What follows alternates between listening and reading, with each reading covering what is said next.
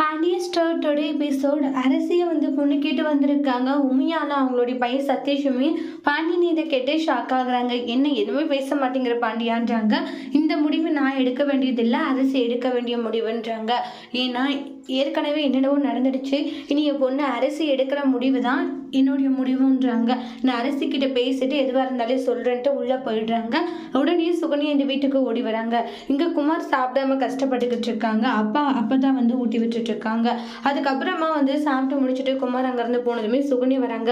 சுகன்யா வந்தோடனே என்ன சுகன்யா இங்கே வந்திருக்கன்றாங்க. ஒரு தோசையா அப்படின்னு சொல்லி சாப்பிட்றாங்க. சுகன்யா எதிர்த்து வீட்டில் கார் வந்து இருந்துச்சு, யாருது அது அப்படின்னு பாட்டி கேட்கவும், அதுவா அதான் அந்த உண்மையால் யாருன்றாங்க. அதுதான் பாண்டியனுடைய அக்காவும் யாரும் சொல்கிறாங்களா? ஆமாம் அவங்க தான். என்ன இப்போன்றாங்க.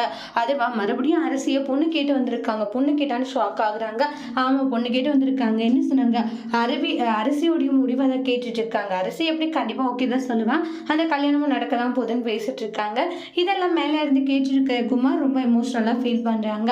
அவ்வளோதான் அரசி நம்மளை விட்டு பிரிஞ்சிருவா அப்படின்ட்டு ஒரு ஏக்கத்தோடு இருந்துட்டு இருக்காங்க. எப்படியும் அந்த பொண்ணுக்கு நல்லபடியாக கல்யாணம்னா போதும் அப்படின்ற மாதிரி சொல்லிட்டு இருக்காங்க குமாரோடைய அம்மா. ஏன்னா அவ எவ்வளோ கஷ்டத்தை பார்த்துட்டா இனிமேல் அவன் சந்தோஷமா இருக்கணுன்ற மாதிரி அவங்க பேசிட்டு இருக்காங்க.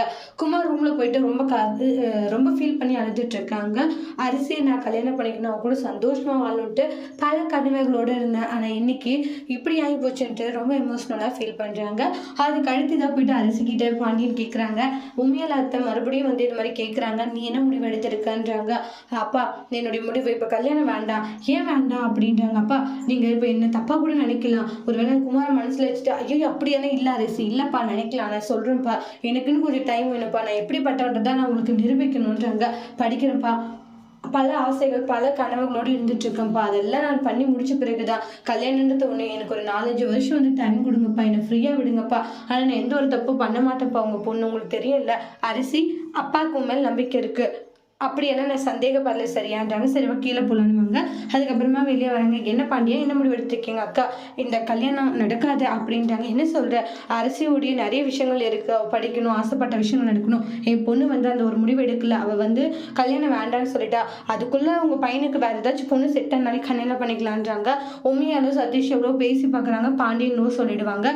என்ன பாண்டியா நீ பழி வாங்குறியா? பழியெல்லாம் வாங்கலக்கா, நீங்கள் இந்த அளவுக்கு இறங்கி வந்தது எங்களுக்கு சந்தோஷம் தான். அது இல்லாத சதீஷ் ரொம்ப நல்ல பையன், ஆனால் எங்கள் அரசி விஷயத்த நாங்கள் கேட்டு தான் ஆகணும்னுவாங்க. அப்புறம் உண்மையாலே அவங்களுடைய பையன் சதீஷ் 2 பேரும் கிளம்பி போயிடுவாங்க. அரசி அவங்களுடைய அப்பாவுக்கு தேங்க்ஸ் பண்ணுறாங்க. மறுபடியும் சுகன்யா எதிர்த்து வீட்டுக்கு வராங்க. என்னடி ஆச்சுன்றாங்க. இல்லை அரசி என்ன தெரியுமா சொன்னாங்க, என்ன சொன்னான்றாங்க, அந்த கல்யாணம் நடக்க போதா ஓகே சொல்லிட்டாங்களா? அங்கே தான் ஒரு ட்விஸ்ட். என்ன ட்விஸ்ட்? அரசி இப்போதைக்கு கல்யாணம் வேண்டாம், ஒரு 4-5 வருஷம் கல்யாணமே வேண்டான்னு சொல்லிட்டா அந்த வீட்டில் இருக்கவங்களும் வந்து போயிட்டாங்கன்றாங்க. கேட்ட குமார் ரொம்ப ஹாப்பியாக இருக்காங்க. அப்போ தான் இருந்துட்டு இந்த கல்யாணம் நடக்கல, அரசி மனசில் என்ன இருக்குன்றது தெரிஞ்சால் அதுக்கப்புறம் நல்லதே நடக்குண்டான்றாங்க. அதோட இந்த